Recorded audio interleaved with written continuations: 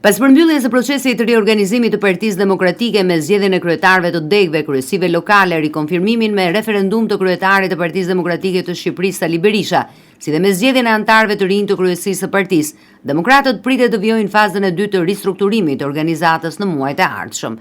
Sipas burimeve pranë kësaj force politike, pas pushimeve verore, fokusi do të vendoset te riorganizimi i forumeve, të cilat konsiderohen një hallkë e rëndësishme në jetën politike dhe organizative të Partisë Demokratike.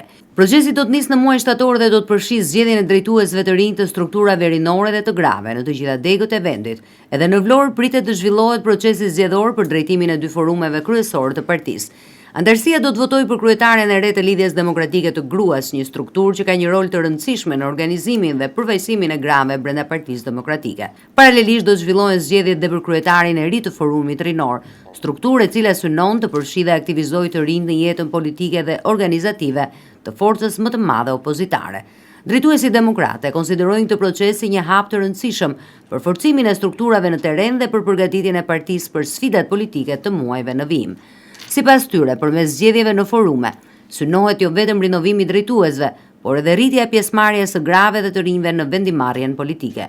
Një tjetër objektiv i Partisë Demokratike gjatë kësaj periudhe mbetet zgjerimi i antarësisë. Burime pranë degës së Vlorës bëjnë të ditur se po punohet për afrimin e antarëve të rinj, me theks të veçantë të gratë dhe të rinjt, kategori që konsiderohen si faktor kyç për fuqizimin e organizatës dhe për ndërtimin e një baze më të gjerë mbështetëse. Fushata për antarësimet e reja pritet të intensifikohet gjatë muajve të vjeshtës, përmes takimeve me qytetarët, aktiviteteve organizative dhe komunikimit të drejt për drejt me grupet e interesit. Qëllimi është zgjerimi i bazës së partisë dhe krijimi i një përfaqësimi sa më të gjerë në strukturat lokale.